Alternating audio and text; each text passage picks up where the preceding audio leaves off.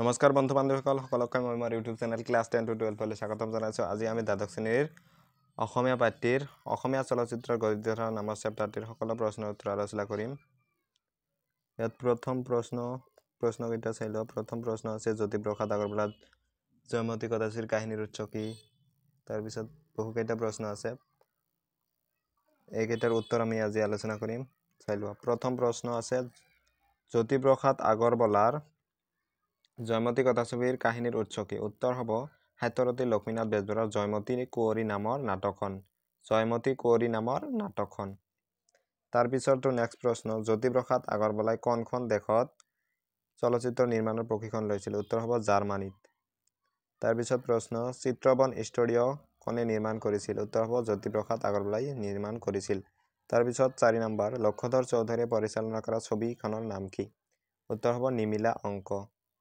তাৰপিছত 5 নম্বৰ প্ৰশ্ন লতা মংগেশকাৰে গীতত কণ্ঠদান কৰা অসমীয়া কথাছবি এখনৰ নাম লিখা। উত্তৰ হ'ব এৰাবাটৰ সুৰ। তাৰপিছত 2 মাৰ্কৰ প্ৰশ্ন। প্ৰথম প্ৰশ্ন হ'ল জ্যোতিপ্ৰসাদ আগৰৱালাই নিৰ্মাণ কৰা কথাছবি দুখনৰ নাম লিখা। উত্তৰ হ'ব জ্যোতিপ্ৰসাদ আগৰৱালাই নিৰ্মাণ কৰা কথাছবি দুখনৰ নাম হ'ল জয়মতী আৰু ইন্দ্ৰমালতী।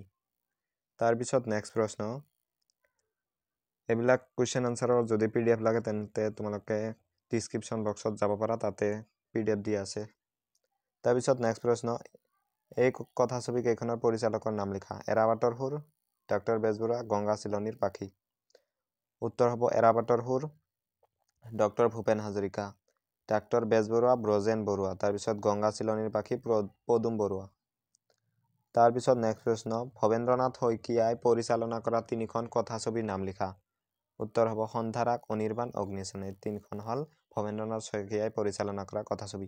তাৰপিছত 4 নম্বৰ প্ৰশ্ন জয়মতী, চিৰাজ, সতী বেউলা এই কথা ছবিকেইখনৰ সংগীত পৰিচালক কেইজনৰ নাম লিখা। উত্তৰ হ'ব জয়মতী পৰিচালক আছিল জ্যোতিপ্ৰসাদ আগৰৱালা, চিৰাজ আছিল বিষ্ণুপ্ৰসাদ ৰাভা, সতী বেউলা ডক্টৰ ভূপেন হাজৰিকা।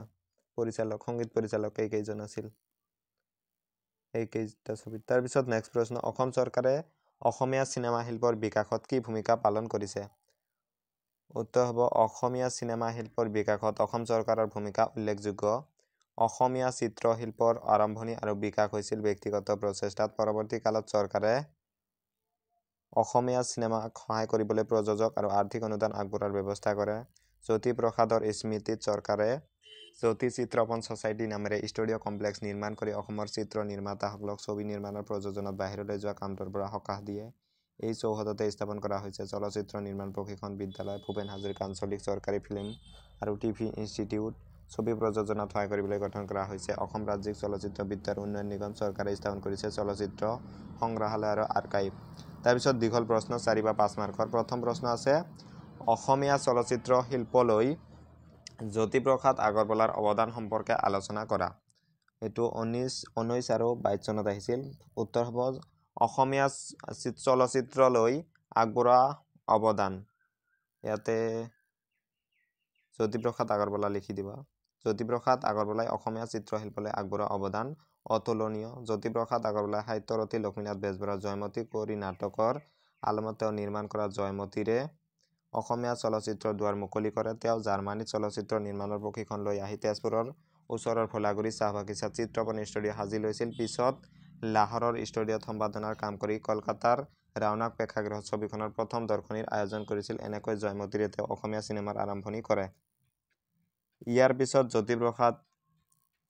জ্যোতিপ্ৰসাদে নিজৰ কাহিনীৰে ইন্দ্ৰমালতী নামৰ আন এখন ছবি প্ৰযোজনা কৰে। এই ছবি কলকাতাৰ আৰৰা ষ্টুডিঅ'ত নিৰ্মাণ কৰিছিল। জ্যোতিপ্ৰসাদ আগৰৱালা স্বাধীনতা সংগ্ৰামী আছিল। তেওঁৰ সেই মন্ত্ৰৰ প্ৰভাৱ পৰিছিল তেওঁৰ ছবিত। অসমত ছবি নিৰ্মাণৰ সুবিধা নাছিল। ছবি নিৰ্মাণ কামটি লাভজনক হ'ব পৰাকৈ ডাঙৰ বজাৰ এখন নাছিল। তথাপি কেৱল চলচ্চিত্ৰ কলা মাধ্যমটিৰ প্ৰতি থকা ভালপোৱাৰ বাবে আৰু ছবিৰ মাজেৰে কিবা আগবঢ়োৱা ইচ্ছাই চিত্ৰ নিৰ্মাতাসকলক উৎসাহিত কৰে। তাৰপিছত নেক্সট প্ৰশ্ন অসমীয়া চলচ্চিত্ৰৰ শিল্পলৈ ভূপেন হাজৰিকাৰ অৱদান সম্পৰ্কে আলোচনা কৰা। এইটো 18 আৰু 2023 আহিছিল। উত্তৰ হ'ব অসমীয়া চলচ্চিত্ৰ শিল্পলৈ ভূপেন হাজৰিকাৰ অৱদান চিৰস্মৰণীয়।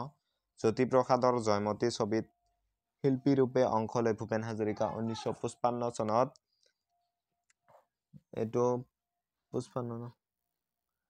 পিয়লি ফুকন ছবিৰ যোগেদি সংগীত পৰিচালক ৰূপে প্ৰতিষ্ঠা লাভ কৰে। 19 1956 চনত নিৰ্মাণ কৰে অসমৰ মাটিৰ সুৰৰ আধাৰত এৰাপাতৰ সুৰ। 1965 চনত খাচী লোককথাৰ আধাৰত নিৰ্মাণ কৰিছিল প্ৰতিধ্বনি ছবিখন। হিন্দী ছবি তকদিৰ অসমীয়ালৈ ডাব কৰি ৰাজশ্ৰী প্ৰডাকশ্যনৰ লগত যৌথ প্ৰযোজনাত নিৰ্মাণ কৰিছিল চিকমিক বিজুলী ছবিখন। চামেলি মেমচাব ছবিৰ সংগীত পৰিচালক ৰূপে ৰাষ্ট্ৰীয় পৰ্যায়ত অসমৰ পৰা প্ৰথমটো পুৰস্কাৰ লাভ কৰে। সতী বেউলা ছবিৰ পৰিচালক ৰূপে আত্মপ্ৰকাশ কৰিছিল। এনেকৈ তেওঁ অসমীয়া চলচ্চিত্ৰলৈ অৱদান আগবঢ়াই থৈ গৈছে। তাৰপিছত 3 নম্বৰ প্ৰশ্ন, ভৱেন্দ্ৰনাথ শইকীয়া আৰু জাহ্নু বৰুৱাই অসমীয়া চিনেমালৈ আগবঢ়োৱা অৱদান সম্পৰ্কে লিখা। উত্তৰ হ'ব ভৱেন্দ্ৰনাথ শইকীয়া আৰু জাহ্নু বৰুৱা অসমীয়া চলচ্চিত্ৰ জগতৰ উজ্জ্বল জ্যোতিষস্বৰূপ। দুয়োজনে বিভিন্ন চলচ্চিত্ৰৰ যোগেদি খ্যাতি লাভ কৰিবলৈ সমৰ্থ হৈছিল। 1977 চনত ভৱেন্দ্ৰনাথ শইকীয়াৰ সন্ধাৰাগ ছবিখনে মুক্তি লাভ কৰে। এই ছবিখনত লাভ কৰা ব্যৱসায়িক আৰু কলাগত সফলতাই বাস্তৱবাদী ভাৰতৰ দেশত নতুন তেজৰ সঞ্চাৰ কৰে। তেওঁ একাদিক্ৰমে অনিৰ্বাণ, অগ্নিশান, কলাহল, সাৰথি, আৱৰ্তন, ইতিহাস আৰু হিন্দী ভাষাত কালসন্ধ্যা পৰিচালনা কৰে। দেশ বিদেশৰ বহু চলচ্চিত্ৰ মহোৎসৱত ভৱেন্দ্ৰনাথ শইকীয়াৰ ছবি প্ৰদৰ্শিত হৈছে আৰু সন্মান আৰু বঁটা লাভ কৰিবলৈ সক্ষম হৈছে। জাহ্নু বৰুৱাই অপৰূপা নামৰ ছবিৰে যাত্ৰা আৰম্ভ কৰে আৰু কেইবাখনো ছবি নিৰ্মাণ কৰে। তেখেতে পৰিচালনা কৰা সাগৰলৈ বহুদূৰ ছবিৰ বাবে শ্ৰেষ্ঠ পৰিচালক বঁটা লাভ কৰে। তেওঁৰ হালধীয়া চৰাইয়ে বাওধান খায় আৰু তৰা ছবিখনে ৰাষ্ট্ৰীয় বঁটা লাভ কৰিবলৈ সক্ষম হৈছিল। এনেদৰে ভৱেন্দ্ৰনাথ শইকীয়া আৰু জাহ্নু বৰুৱাই অসমীয়া চিনেমালৈ অৱদান আগবঢ়াই গৈছে। তাৰপিছত নেক্সট প্ৰশ্ন, অসমীয়া বিনোদনধৰ্মী ছবিৰ বিষয়ে এটি টকা প্ৰস্তুত কৰা। উত্তৰটো এনেকৈ লিখিবা। 1969 চনত ব্ৰজেন বৰুৱা পৰিচালিত ডাক্তৰ বেজবৰুৱা ছবিখনৰ যোগেদি অসমীয়া বিনোদনধৰ্মী নিৰ্মাণৰ পৰম্পৰা আৰম্ভ হয়। কলকাতাৰ ষ্টুডিঅ'ৰ পৰিৱৰ্তে অসমৰ সাধাৰণ ঘৰতে দৃশ্যগ্ৰহণ কৰা ডাক্তৰ বেজবৰুৱা আছিল ব্যৱসায়িক দিশত সফল। পৰৱৰ্তী কালত ব্ৰজেন বৰুৱাই মুকুতা, ললিতা, ওপজা, সোণৰ মাটি ছবিকেইখন নিৰ্মাণ কৰে। ব্ৰজেন বৰুৱাৰ পিছত আন বহুকেইজন পৰিচালক ছবি নিৰ্মাণ কৰিছিল আৰু দৰ্শকৰ মন আকৰ্ষণ কৰিছিল। তাৰ ভিতৰত মুকুতা, জগবিয়ক, উপগ্ৰহ, ভাইটি, চামেলি মেমচাব আদি। এনে বিনোদনধৰ্মী ছবিৰ কেইগৰাকী পৰিচালক হ'ল নিপ বৰুৱা, দিবন বৰুৱা, আব্দুল মজিদ, শিৱ ঠাকুৰ আদি। তাৰপিছত নেক্সট প্ৰশ্ন, অসমীয়া চলচ্চিত্ৰই লাভ কৰা ৰাষ্ট্ৰীয় আৰু আন্তঃৰাষ্ট্ৰীয় স্বীকৃতি সম্পৰ্কে আলোচনা কৰা। উত্তৰ তেনেকৈ লিখিবা। অসমীয়া চিত্ৰশিল্পই অসমৰ বাহিৰত যি সন্মান লাভ কৰিছে তাৰ মূলতে আছে ৰাষ্ট্ৰীয় চলচ্চিত্ৰ বঁটা প্ৰাপ্ত আৰু আন্তৰ্জাতিক চলচ্চিত্ৰ মহোৎসৱত ইণ্ডিয়ান পেনাৰাম শাখাত প্ৰদৰ্শনী। 1955 চনত ফণী শৰ্মা পৰিচালিত পিয়লি ফুকন ছবিয়ে পোনপ্ৰথমে ৰাষ্ট্ৰপতিৰ চাৰ্টিফিকেট অৱ মেৰিট লাভ কৰিছিল। পিছলৈ আঞ্চলিক ভাষাৰ ছবিৰ বাবে দিয়া পুৰস্কাৰ অসমীয়া ছবিলৈ আহিয়ে আছে। ৰাষ্ট্ৰীয় পৰ্যায়ত পৰিচালনাৰ বাবে ভৱেন্দ্ৰনাথ শইকীয়াৰ অগ্নিস্নান শ্ৰেষ্ঠ চিত্ৰনাট্যৰ বঁটা লাভ কৰে। ৰাষ্ট্ৰীয় বঁটা লাভ কৰা কেইখনমান ছবি হ'ল ৰাগ বিৰাগ, হালধীয়া চৰাইয়ে বাওধান খায়, বনানী, বৈভৱ, তৰা আদি। তাৰোপৰি সংগীত পৰিচালনাত শ্বেৰ চৌধুৰীৰ অভিনয়ত মলয়া গোস্বামী, চিত্ৰগৃহত মৃণাল কান্তি আদিয়ে ৰাষ্ট্ৰীয় পৰ্যায়ত সন্মান আৰু বঁটা লাভ কৰি অসমীয়া চলচ্চিত্ৰক গৌৰৱান্বিত কৰে। যদি ভিডিঅ'টো ভাল পাইছে এটা লাইক কৰি দিবা আৰু যদিহে চেনেলটোত নতুন তেনেহ'লে চেনেলটো ছাবস্ক্ৰাইব কৰি দিবা। আৰু যদি PDF লাগে তেনেহ'লে ডিছক্ৰিপশ্যন বক্সত যাবা, তাতে PDF দিয়া আছে। আৰু যদি কিবা কাৰণত PDF ডাউনলোড কৰাত প্ৰব্লেম হয় তেন্তে মোৰ নাম্বাৰটো দিয়া থাকিব, তাতে গৈ হোৱাটছএপ কৰিব পাৰা। থেংকছ ফৰ ৱাচিং।